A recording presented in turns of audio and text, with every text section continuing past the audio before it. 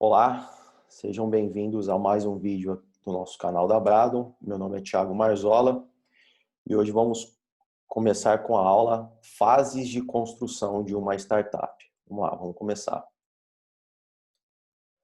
Bom, então o conteúdo desse vídeo de hoje, nós vamos conhecer o que é um modelo de startup, as fases de construção desse modelo de startup e no final dessas fases de construção, a maturação do modelo startup, finalizando aí esse conceito do que é uma startup.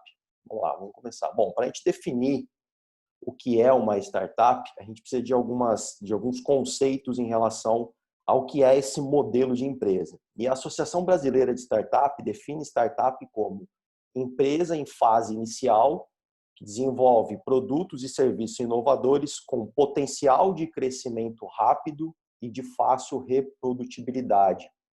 Essa é uma definição mais técnica, que já mostra para a gente o que significa esse nome, que ficou bastante conhecido aí nos últimos anos, de modelo de empresa conhecido como startup.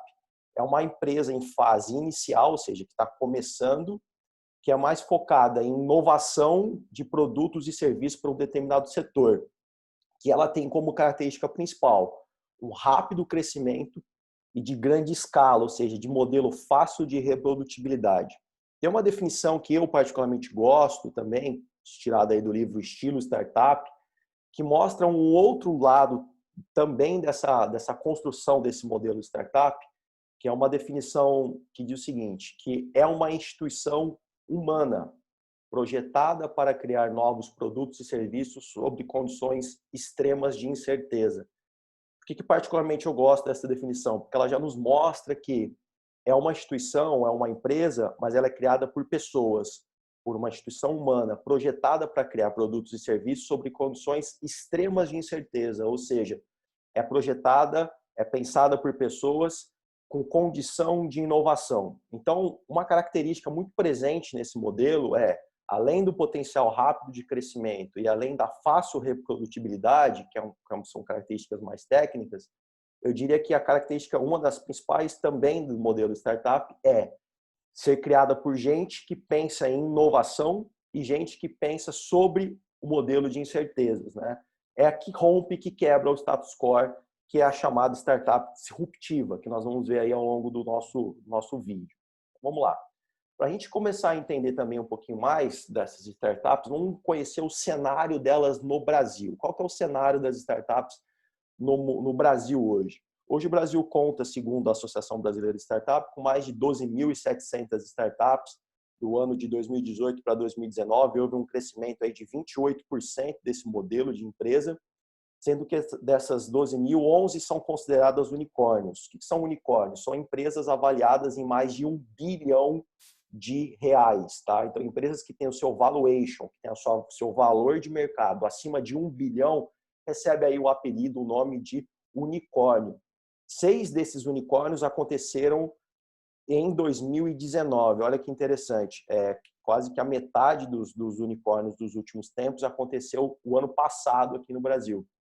O Brasil não é o maior produtor, vamos chamar assim, de startups. O país com maior produção de startups é Israel, seguido aí dos Estados Unidos, China, Singapura, os países asiáticos, mas o maior produtor de startup hoje é Israel. E um detalhe interessante, Israel é conhecido por trazer do mundo militar para o mundo normal, vamos chamar assim, civil, as incertezas que são causadas ali no mundo de guerra, eles conseguem transmitir bastante ali para o mundo mercadológico. E por isso é um país que produz startup demais, muito ao mesmo tempo. Justamente pelaquela questão de ser algo humanizado e estar sob cenários de incertezas, né? Isso reflete também muito na startup. Algumas dessas startups no Brasil hoje, elas estão em diferentes fases, que é o que nós vamos conhecer durante esse vídeo. Quais são essas fases da startup? Algumas hoje estão 37,9% dessas startups do Brasil estão na fase de operação, outras na fase de ganhar escala, de tração, outras ainda na ideia, outras já estão na fase final de scale-up e outras ainda na parte de curiosidade. O que é interessante a gente frisar aqui? Esse modelo startup, esse nome ficou muito conhecido principalmente para as empresas que são nativas digitais, ou seja, aquelas que já nascem no ambiente da web, aquelas que já nascem no ambiente da internet. Mas nem toda startup ela é uma nativa digital. Tá? Uma empresa, ela não precisa estar na internet para ser considerada uma startup. Esse termo ficou conhecido muito mais das empresas de tecnologia, as empresas de tech, e se associou, né, a dizer que uma startup obrigatoriamente da internet. Por quê? Porque como ela é uma empresa que precisa crescer rápido, né, que a gente viu lá na definição, e ter fácil modelo de reprodução, a internet facilita muito isso. Então, as grandes empresas, principalmente essas 11 unicórnios hoje que o Brasil tem, que são avaliadas mais de 1 bilhão, todas estão no mundo digital. Mas eu posso ter tranquilamente uma empresa do mundo físico, normal, em fase inicial, com potencial de ganho de escala, que também é considerada startup. Tá? Só para a gente ficar com esse conceito de não confundir. Toda startup é feita no mundo digital. Não é assim. Tá? Vamos lá, vamos conhecer então cada uma dessas fases que uma startup passa. Bom, a primeira fase, a inicial, a fase que se inicia aquele conjunto de pessoas, aquele conjunto de humanos que pensam numa determinada ideia, é a fase 1, que é a fase de análise, né? Essa fase 1, a fase de análise, ela mostra para a gente o seguinte, que não importa o quão inovadora seja a sua ideia para você, ela ainda assim é somente uma ideia. Então, essa fase inicial da startup, ela começa daí. Ela começa a partir de alguém ou de um grupo de pessoas que estudam, estão inseridos num determinado nicho, um determinado setor, e começam a pensar soluções e serviços para aquele meio que não existe antes, de uma maneira inovadora. E ela começa a partir de uma ideia. Só que essa ideia, ela é de uma pessoa ou de um grupo de pessoas, ela ainda está no campo do abstrato. Para que ela se transforme do campo do abstrato em um negócio, esse negócio consiga ser reproduzido, esse negócio comece a ganhar escala, existem outras fases, mas tudo começa, né, a partir dessa ideia. A partir da ideia e o grupo de pessoas, e a gente começa a reunir ali pessoas que têm o mesmo olhar ou olhares complementares em relação àquela determinada ideia, começa a segunda fase da startup, que é a fase de validação, que é justamente deixar de ter a ideia do campo abstrato e começar a trazer um pouco mais de concreto para o mundo real, para o mundo dos negócios, aquilo que antes era apenas uma ideia. Tá? Então entra na segunda fase, que é a fase de validação. Para a gente entrar nessa fase de validação, algumas perguntas são importantes para que quem está pensando, né, são os empreendedores, os criadores dessa startup, possa ver se realmente aquela ideia tem ou não um sentido em termos de negócio. Para isso a gente tem que responder algumas perguntas. Quais? Que problema a sua solução ela veio resolver? Como você vai resolver esse problema? Quem são os seus concorrentes? Quem hoje já faz aquilo que você já imaginou fazer? Qual o tamanho do mercado que você pretende entrar? Qual é o perfil do seu público-alvo e quais serão os seus canais de venda? Essas são algumas perguntas que você inicia o processo de validação do que antes era uma ideia para se tornar algo negócio. Essas perguntas são comuns, ela aparece aí praticamente em todo plano de negócio, né? Em todo business plan, tem essas perguntas para ser respondidas. Ou seja, se você está pensando em solucionar alguma dor de um determinado setor, de um determinado nicho, o que você vai trazer de inovação? Tem alguém hoje que já faz isso da maneira que você pensou? Se tem, que tipo de melhoria você vai trazer para aquele problema que você está propondo? Quem compra o seu produto? Quem você imagina que compra o seu produto? Quais são os canais de venda e distribuição que você vai ter em relação ao seu produto ou ao seu serviço que você está propondo enquanto inovação? Esse é um tipo de perguntas que nos ajudam a validar a fase da startup, que antes era apenas uma ideia. E olha que interessante isso, quando a gente vai olhar os principais motivos de falência de uma startup. É interessante a gente olhar o seguinte, a falência de uma startup é decretada quando? Quando ela não consegue mais se sustentar por falta de caixa, né? É um critério técnico que se usa, então não tenho mais condição, ou por falta de interesse de quem está envolvido no projeto, ou por falta de 42% de não atender uma necessidade de mercado. Olha que interessante, mais da metade das startups falem, deixam de existir, e aí, independente da fase que ela se encontra, quase metade, 42%, ocorre por não atender uma necessidade de mercado. Muito disso ocorre por quê? Porque lá na fase de ideia, lá na fase de idealização do projeto, quando os empreendedores, quem está envolvido nessa construção da startup, pensam um determinado produto ou solução de uma maneira inovadora, é muitas vezes presente naquela situação, mas não consegue enxergar isso num campo mais amplo e ver se aquilo que eles propuseram, que estava antes no campo da ficção, que estava no campo do campo abstrato, tem gente para comprar, atende realmente a necessidade do mercado. Então, muita gente vai fazendo isso e dizendo, não, eu tenho certeza que isso vai dar certo, tenho certeza que isso é um produto bom, eu trabalhei muito tempo nesse setor, eu sei quais são as dificuldades. Mas a hora que eu trago isso para o mundo real e tento transformar isso numa empresa, começa a encontrar outros problemas. Então, 42% fica sem dinheiro, 20% fica sem gente, sem mercado para comprar, 42% sem dinheiro, não tem equipe certa, muita concorrência em volta disso, enfim, aí tem uma série de percentuais que vão dizendo quais são as principais dificuldades que uma empresa tem para sair do campo do abstrato, da ideia, e passar para o campo da validação. Hoje ficou muito batido esse termo de startup, todo mundo sonha em ter uma startup, né? Todo mundo sonha em começar ali, principalmente o jovem, com isso. Mas não é simples e não é tão fácil transformar essa ideia em um negócio, a gente sabe bem disso. E para isso, um dos principais pilares de transformação, de validação de uma ideia em um negócio é a chamada proposta de valor. Tem uma frase que ficou muito conhecida do Henry Ford que é: um negócio que não faz mais nada além de dinheiro é um tipo de negócio pobre. É o equivalente organizacional de respirar. Ou seja, você pode estar se perguntando, mas veja, eu quero criar uma startup para que ela possa gerar dinheiro, para que ela possa gerar caixa. Esse é um pensamento de criação em modelo de empresa tradicional, antigo, que foi rompido com a criação da startup. A startup ela ficou muito conhecida e esse modelo de empresa passou a ser muito buscado por jovens e por empreendedores, justamente por quebrar esse paradigma de que toda empresa tem que nascer somente para gerar dinheiro, para a gente gerar caixa para os seus acionistas ou para os seus donos empreendedores. As startups mostram muito bem isso, que não funciona assim, principalmente para essa nova economia, principalmente para esse novo mercado. Por quê? Porque o que ele quer dizer com o equivalente organizacional de respirar? Toda empresa que nasce, ela nasce com esse propósito de gerar caixa, de dar dinheiro. Então, isso é básico, isso é premissa básica para qualquer organização que vai se fortalecer, que vai se criar. É gerar dinheiro, ponto. Mas qual que é a grande diferença desse modelo de startup? É a criação da proposta de valor, que é justamente isso que vai fazer com que a sua empresa, a sua startup tenha um valor de mercado maior ou menor. O que eu quero dizer com proposta de valor? É o quanto aquela startup vai agregar de valor para aquilo que ela está se propondo a fazer. Tá? Tem muito da transformação de como o mundo começa a enxergar as instituições a partir dos anos 2000, né? Que uma instituição não nasce apenas para gerar dinheiro, mas sim com um propósito, seja para as pessoas, seja de deixar um legado, seja de deixar algo que transforma e muda, que seja disruptivo para a humanidade.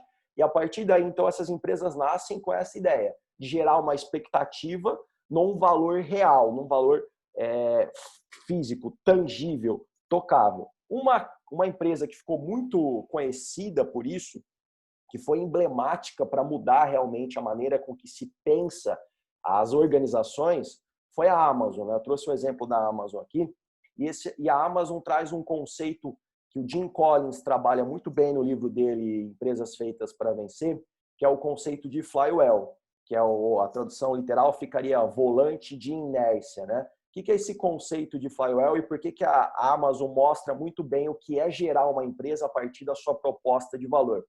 O termo flywheel é utilizado lá no Jim Collins para comparar grandes engrenagens. Imagine então vocês um grande volante, eu já falei isso outras vezes, um grande volante pesado, difícil de girar, e a partir do momento que eu vou adicionando engrenagens nesse volante, que eu vou adicionando raios nesse volante, e ele consegue girar e ele consegue sair da inércia, a velocidade com que ele gira é tão grande que ele começa a crescer de uma maneira muito abrupta, muito rápida. Tá? Isso aconteceu com a Amazon. A Amazon, quando nasceu, o principal concorrente que ela tinha no mercado era o Walmart. O Walmart, a grande maioria aqui já conhece, já entende qual é o mercado que ele atuava. Ele atuava no varejo, como supermercadistas, e foi o primeiro Primeira empresa que trouxe a ideia de dentro do mercado, ter vários tipos de produto, desde produto alimentício até peça de carro, enfim, um conceito mais amplo do que é um varejo, tá? E a Amazon, ela poderia entrar nesse mercado para concorrer com a Walmart do ponto de vista tradicional, que é a geração de caixa. Vou fazer uma empresa que vai de frente, bater de frente com essa Walmart e vai ali trazer sobre a proposta de valor tradicional, de que é ganhar mercado e ganhar cliente e concorrente. Oceano Vermelho, briga entre os concorrentes. Só que a Amazon veio com uma outra proposta, que é a proposta de gerar valor, que é a proposta de trazer uma forma diferente de experimentação do cliente em relação ao consumo. Trazer o cliente, fazer com que o cliente se sinta mais o centro e não o produto fosse o centro. Então, qual que era a ideia? Vamos entender qual é o gosto do cliente, a gente otimiza isso e entrega para ele de uma maneira mais acertada, mais inovadora. E vocês todos sabem o que aconteceu com a Amazon. Hoje ela é a empresa mais valiosa do mundo e tendo o seu dono, o Jeff Bezos, o homem mais rico do mundo por conta disso. Só qual que é o interessante? A Amazon, durante muito tempo, não gerou caixa, não gerou dinheiro, não movimentou o volante, não saiu da inércia. E o Jeff Bezos tinha que vender essa ideia para os seus acionistas, a ideia da proposta de valor. Que ele colocava, olha, para a gente conseguir crescer, eu preciso do meu braço fazendo ali o stream, que é o Amazon Prime, eu preciso ter um correio que entrega muito bem, então eu preciso fazer parcerias com a FedEx lá nos Estados Unidos para entregar, a logística de entrega. Isso tudo demorou décadas. E a Amazon veio dar lucro há pouco tempo. Então, como que uma empresa que não dá lucro consegue ser a empresa mais valiosa do mundo? Justamente por essa proposta de valor. Justamente pelo que ela pode vir a gerar de potencial no futuro. E é justamente isso que faz a proposta de valor ser o principal indicativo hoje de valuation da empresa, de uma startup. A Amazon, obviamente, já deixou de ser uma startup há muito tempo, já está num outro processo, capital aberto e tudo mais, mas no começo ela tinha justamente esse flywheel, a dificuldade de girar esse volante, o quanto de dinheiro precisava se gastar para deixar essa empresa de pé, para que depois ela pudesse vir a movimentar e gerar e se tornar a empresa mais valiosa do mundo como é hoje. Então, dentro desse modelo de startup, é muito comum investimentos em diferentes etapas desse investimento, justamente para garantir a velocidade de giro desse volante pesado, desse flywheel, aconteça de uma maneira mais rápida. Então, é muito comum vocês verem, a startup tal recebeu um investimento X e passou a valer tanto. Isso é muito comum nesse meio de startup, justamente por quê? Porque é uma empresa que já nasce com a ideia de que, num primeiro momento, ela não vai gerar caixa, ela precisa se manter, ela precisa gerar valor, ela precisa ser realmente interessante para aquele nicho e para quem está apostando nela.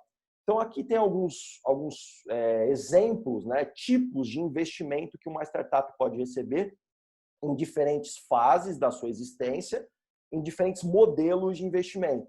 O primeiro, que é o Bootstrap, que é praticamente o que toda startup começa, que é a partir do recurso próprio dos seus idealizadores. Quem pensa um negócio, acredita nele, coloca a ideia para funcionar, ejeta dinheiro de recurso próprio e começa então o seu primeiro investimento, lá na fase 1. Depois vem uma fase 2, que é o investimento anjo. Esse investimento é efetuado por pessoas físicas de capital próprio que vê ali naquela empresa um grande potencial de valorização e quer aportar um dinheiro. Então, em vez dele colocar o dinheiro lá no banco parado, ele vê um grande potencial naquela empresa e quer injetar o dinheiro dele para depois poder retornar isso como uma forma de aplicação. Também é muito comum, existem hoje feiras de apresentação de projetos de startup para investidores anjos, para que você consiga vender a ideia. E olha que interessante, o que faz alguém colocar um recurso próprio na ideia de outra pessoa? É justamente a capacidade que essa ideia, que esse vendedor tem de mostrar o quanto de potencial aquela startup pode resolver e pode gerar valor. Percebam, então, que a métrica usada aqui não é dinheiro. A minha startup faz X reais por mês. Não dá. Por quê? Porque é uma empresa que ainda não dá retorno. Então, o que ele vende? Ele vende a ideia, ele vende o potencial de crescimento. Alguém acredita nisso e alguém coloca o seu recurso próprio para alavancar esse projeto.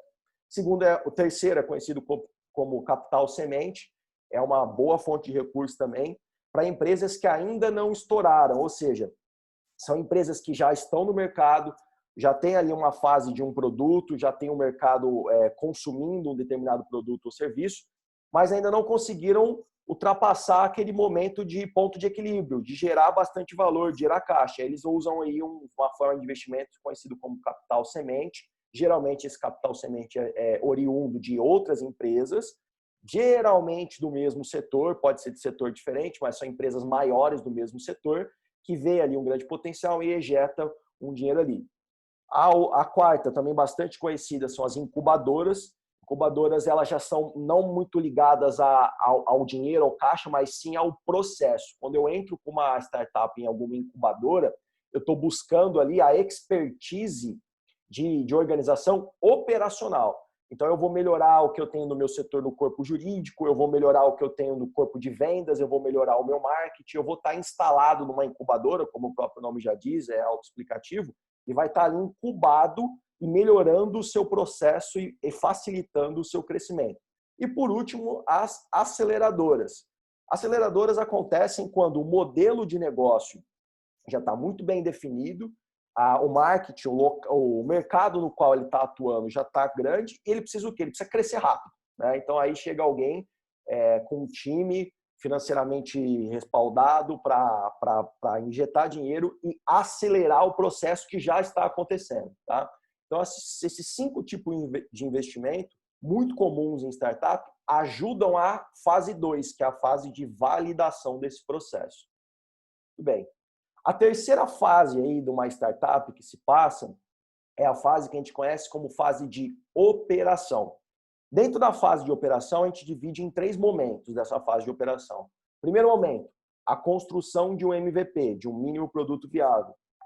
Segundo momento, o time operacional. Quem são as pessoas que vão estar diante daquele produto, diante daquele serviço, para a gente conseguir fazer isso acontecer. E terceiro momento é o lançamento efetivo desse produto. Bom, a construção desse MVP, o que é um MVP? O que significa um MVP? MVP é a sigla do inglês que significa mínimo produto viável. Eu sempre coloco esse exemplo aí do MVP, que é uma empresa que se programou para lançar um produto, por exemplo, que vai te levar do ponto A para o ponto B. O que é um produto que vai do ponto A para o ponto B? Eu preciso fazer com que a pessoa se desloque do ponto A para o ponto B da melhor maneira possível, mais rápido, mais confortável, com segurança, tudo mais. Se eu quero lançar um produto que é deslocamento do ponto A para o ponto B, eu começo ali, por exemplo, com o skate. O skate cumpre a missão de levar do ponto A para o ponto B. O skate, nesse exemplo, ele representa o mínimo produto viável. Ou seja, é o mínimo produto necessário para cumprir o que a minha proposta de valor quer, que é levar do ponto A para o ponto B. Só que o skate é o melhor produto que faz isso? É o melhor instrumento disso? Não. Qual que é o melhor instrumento aí que poderia me levar com segurança, rapidez, conforto do ponto A para o ponto B? É um carro, por exemplo, tá? Uma Ferrari, certo? A Ferrari é o produto que eu quero. Só que agora, para eu botar no mercado uma Ferrari, vai me custar investimento, um time, eu não tenho esse recurso. Então eu começo com o skate. Mas eu sei que o meu produto final é a Ferrari. Sabendo que o meu produto final é a Ferrari, vocês percebem que um carrinho de brinquedo, uma Ferrari de brinquedo, que é um produto menor, não serve, não cumpre a missão, porque ela é apenas um produto que reproduz uma miniatura. Ela não cumpre a missão. Então aqui muita gente erra na hora de construir um mini produto viável, que é o quê? É achar que o produto menor, enxuto, pequeno, uma réplica, né? Igual eu citei o exemplo aí da Ferrari, um carrinho de brinquedo, cumpre a missão. Não cumpre. O que cumpre? Cumpre aquele que faz a proposta de valor acontecer com o menor recurso empregado possível. Então, na fase de operação, construir um MVP serve para quê? Para saber se aquela minha ideia, se aquela minha proposta de valor está ou não alinhada com aquilo que eu quero fazer. No terceiro momento, no segundo momento, eu vou lançar a minha versão beta. O que seria essa versão beta? É o skate. Eu já entendi que aquilo ali é o mínimo de recursos que eu preciso implantar para cumprir minha proposta de valor. Lanço o meu produto, lanço a minha versão beta, com qual objetivo? De entender se o mercado, se aquela minha ideia, se aquela minha validação, agora concretizada em um mínimo produto viável, tem aceitação ou não daquilo que eu estou propondo em termos de serviço ou produtos naquele setor. Essa é a minha versão beta. Versão beta serve para teste. Isso que serve a versão beta. Então, uma das premissas que se tem dentro do modelo de startup é justamente lançar essa versão beta o mais rápido possível. Não ficar rebuscando muito o mínimo produto viável, porque todas as rebuscações, os rabiscos que você vai fazer no MVP, eles são da sua ideia. Eles são do que você enxerga, dos idealizadores. Já a versão beta, ela já começa a partir de feedbacks, as melhorias já acontecem a partir de feedbacks do mercado, de quem já consumiu um mínimo daquele seu produto. Então, as adequações acontecem a partir desse momento, que você lança o produto beta no mercado, o próprio mercado que você colocou começa a te dar os feedbacks e você retorna ali com melhorias dentro do seu produto viável. Para que chegue aonde? Para que chegue na terceira fase da operação, que é a fase de lançamento. Tá? Essa fase de lançamento é quando eu começo a já fazer as melhorias que o mercado me deu de feedback e eu vou abrir o meu marketing para dizer, olha, eu tenho um produto, eu tenho uma solução que eu quero lançar para esse mercado buscando o meu primeiro cliente pagante. Alguns de vocês podem perguntar, Thiago, mas não é possível já comercializar o MVP? Já não é possível eu ganhar o cliente pagante, meu primeiro cliente pagante, já vir do MVP? Sim, é completamente possível, não tem problema nenhum. Mas é dele que vai sair os recursos, que vai sair a atração, que vai sair o reinvestimento no produto? Não, por quê? Porque geralmente o MVP ainda é uma versão inicial do seu produto.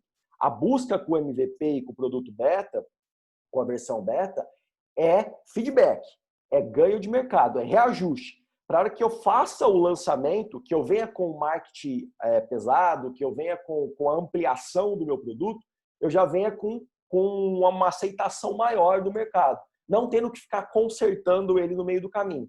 Então, geralmente, os investidores anjos, ou as aceleradoras, ou capital semente, ele começa aqui, na fase de lançamento. Toda a fase anterior, que é a ideia, a validação, difícil de conseguir recurso de externo. Por quê? Porque ainda está muito abstrato. Só a partir do lançamento que você vai poder vender, inclusive, a ideia de que, olha, eu já vendi X, tenho X clientes, já consegui tal mercado, e a partir disso a gente consegue um investimento maior. E a última fase, a fase de growth, a fase de crescimento desse modelo escalável de negócio conhecido como startup. Então, a primeira fase, a fase de idealização. A segunda fase é a fase de validação. A terceira fase é a fase de operação, a hora que eu monto meu MVP e monto meu time para lançar o produto. E a quarta fase é a fase de growth, de crescimento. Já tenho um produto, já tenho uma versão beta, já lancei ele no mercado, agora é a hora de eu ganhar escala. Agora é a hora de eu ver se realmente o meu produto é um produto de fácil reprodutibilidade, que é justamente isso que vai dar ao valor, a capacidade da empresa valer. E vai confirmá-la enquanto startup. Isso é muito importante. Dizer que você tem uma startup só é possível a partir do momento que você reproduz um modelo escalável de negócio. Antes disso, você está construindo. A partir do momento que você reproduz, você tem um growth grande dentro do modelo de startup, e por isso a internet ficou associada a esse modelo de startup, porque é justamente ela que possibilita melhores canais de distribuição, mais facilidade em acompanhar o público na compra desse seu produto. É justamente a internet que possibilita um mercado maior e mais fácil de controlar, de reproduzir, que confirma se você tem ou não um modelo escalável de negócio, tá? Vamos lá, o que é esse ciclo de growth? O que é esse ciclo de crescimento da empresa? A partir daqui, o capital externo ou a própria empresa já começou a se retroalimentar, já tem o produto, já estou inserido no mercado, já começo a dar dinheiro necessário para entrar nesse ciclo de growth, esse ciclo de crescimento da empresa. O que é isso? É a hora que eu começo a coletar os dados, quem são meu público-alvo, quanto consumiu, quanto vendeu, eu vou crescer, vou ganhar mercado, seja no Brasil ou seja no exterior, quanto de investimento eu preciso para ganhar um novo mercado? Quanto de dinheiro eu preciso para adquirir um novo cliente? Quanto dinheiro eu preciso para investir no marketing? E assim vai. Essas são as coletas de dados, tá? Essa mesma equipe coleta os dados, entende e interpreta os dados, cria uma hipótese, e essa hipótese é uma hipótese variável ainda apoiada na proposta de valor. E aqui é muito interessante porque é o primeiro momento da startup que ela se apoia em dados reais e concretos para acelerar ou não o seu processo. Anteriormente a isso, a startup ela é muito baseada na ideia de quem a criou. Tá? Por isso que ela ficou muito mal vista nos tempos aí, alguns tempos, de que eu vendo uma ideia, eu vendo uma ilusão. A partir do momento que eu estou na fase de growth, eu já tenho dados para confirmar isso. Já tenho dados para vender essa ideia. Quantos clientes eu tenho? Como eles chegam até mim? Quanto eu gastei esse mês para investir e gerar um potencial de crescimento maior? Quais são as minhas dificuldades e onde eu devo investir um capital externo para que eu melhore, ou seja no marketing, ou seja na minha operação? Faço os testes com isso e começo o ciclo de novo. Então, coleta os dados vindos dos clientes, vindos do mercado, dados reais, dados concretos, os indicadores ali de performance da empresa, estuda esses dados, crio as hipóteses, faça os testes com ela e entro nesse ciclo de novo. É isso que permite eu ter um negócio escalável. Tem uma frase que define muito bem o que é ter um negócio escalável, se você tem um negócio que depende de você para sobreviver, você não tem um negócio, você tem um emprego. Muita gente confunde isso no modelo de startup, que é criar uma empresa e a empresa depende de você o tempo inteiro, desde o marketing, do financeiro, do operacional, para ela andar, para ela crescer. Ela não escala, ela não dá vazão, ela não dá condição de ganhar corpo, de crescimento. Por quê? Porque você é um só, você tem limitação de tempo, você tem limitação de habilidades ali que vão te colocar naquele setor e ela não dá escala. Esse gráfico aí mostra um exemplo de uma empresa que escalou muito bem nos últimos anos, que foi o Spotify. Spotify, a maioria de vocês conhece, que é um aplicativo de produção de conteúdo em áudio, e ele começou em 2013. E ele foi ganhar escala, ele foi ganhar corpo a partir de 2017. Vocês podem ver qual que é a identificação gráfica de uma empresa escalável. Olha lá, a linha em vermelho, ela mostra o crescimento da receita. Então percebam que a receita ela veio crescendo ao longo desses anos.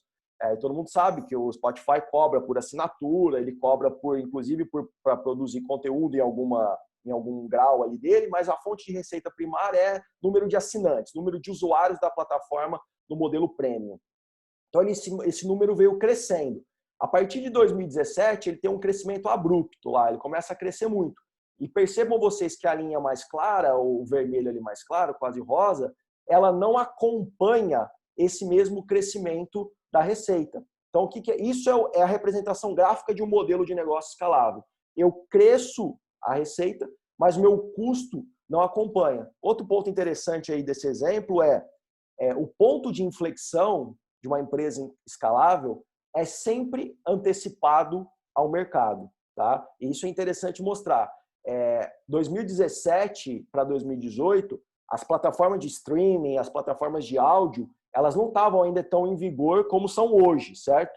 Por isso mesmo que a empresa, a startup, vem com esse processo de idealização, vem com esse processo de antecipar esse ponto de inflexão. Se eu chegasse para alguém lá em 2013 e dissesse, olha, nós vamos lançar uma plataforma, um aplicativo, para começar, aplicativo nem era tão assim, nem tinha tantos usuários de smartphones que poderiam ter aplicativos lá em 2013. Se eu dissesse para alguém, vamos lançar uma plataforma que vai hospedar música, áudio, e você, em vez de comprar um CD, vai começar a comprar somente a música e não só o álbum inteiro do artista, você vai poder escolher, ter mais de um artista ali, você vai poder hospedar as suas músicas. Parecia uma ideia muito abstrata. Eles foram operacionalizando isso. A partir de 2017, com a chegada aí do mercado mais forte, eles estavam com o corpo preparado para romper e antecipar esse ponto de inflexão. Então, esse é um modelo de negócio escalável que representa muito bem isso. Tá? A ideia sendo trazida de maneira antecipada com um modelo que não acompanha o custo em relação à receita que ele gera. E, por último, vamos entender quando essa empresa deixa de ser uma startup. Ela vai ser startup para sempre? Não, ela não vai. Depois que ela passar da fase de ideia, validação, operação e ganho de escala, o growth, ela vai para a fase de maturação. Ela deixa de ser uma startup e passa a ser o que a gente chama de scale-up. Qual que é a diferença de uma scale-up para uma startup? A principal diferença entre uma e outra é o tempo de maturação do negócio. Geralmente, uma scale-up ela começa a partir do 5º ano de vida. Ou seja, dos 5 anos para trás, ela era uma startup. Então, se vocês me perguntarem quanto tempo dura cada uma daquelas fases que a gente acabou de ver aqui agora, qual é a cronologia de cada uma dessas fases? Quanto tempo dura a ideia, quanto tempo dura a operação, quanto tempo dura a validação? Isso varia muito de negócio para negócio, mas geralmente eu levo até 5 anos para validar uma startup no mercado. Justamente pelo fato, e aí uma boa startup, ela leva esse tempo, porque uma boa startup é aquela que antecipa a tendência de mercado, antecipa a demanda latente. Você tem uma startup que chega aí daqui a 1 ano, ela já está resolvendo um grande problema, significa o quê? Significa que esse problema já existia, já aconteceu. Talvez ele não é tão inovador assim. E aí ela tem uma vida útil mais curta. Então, a partir do 5º ano, quando eu tenho uma maturação, quando eu consigo já estar mais bem posicionado no mercado, que eu já tenho uma identidade já confirmada de que eu sou uma startup, começa o ciclo de maturação para uma scale-up. O que é essa scale-up? Ela vai aí dos 5 ao mais ou menos 14 anos de vida, né? 14 anos de existência, com um indicativo fantástico do quê? Potencial de crescimento de 20% ao ano durante esse período. Entendem? Aí por isso que a Apple, a Amazon, o exemplo que eu trouxe, se tornou a empresa mais valiosa do mundo. Imagine, ela andou muito rápido no tempo de startup, passou o seu mais scale-up e do 5 ao 10º ano de vida, ela cresceu 20% ao ano. Em 5 anos, né, ela cresceu 100%. Ou seja, é uma empresa que ganha um corpo muito grande. Ela dobra, triplica de tamanho, 10 vezes o seu tamanho em uma década. Isso só é possível por quê? Porque o processo de criação da startup foi muito bem feito, muito bem definido, para que ela possa ter sido promovida, entre aspas, para esse modelo de scale-up, depois uma blue chip, e assim vai as outras fases de negócio da empresa. Bom? Então era isso, pessoal. Queria agradecer a todos aí pela atenção de vocês. Eu vou deixar aqui alguma bibliografia usada aí na construção da aula, desse vídeo, alguns livros que ajudam a gente a entender melhor esse modelo de startup, esse modelo de liderança, modelo de gestão. Importante frisar aqui que o vídeo, que a aula foi voltada para a criação do modelo, tá? Como liderar, como criar o time, a parte mais de gestão é uma outra aula, um outro vídeo que vocês podem acompanhar aí mais para frente. Também deixo aí vocês com os nossos canais de comunicação, nosso canal no YouTube, se inscreva nele, compartilhe os nossos vídeos, nosso canal dentro do Instagram e nosso site também para vocês, tá bom? Obrigado e até a próxima.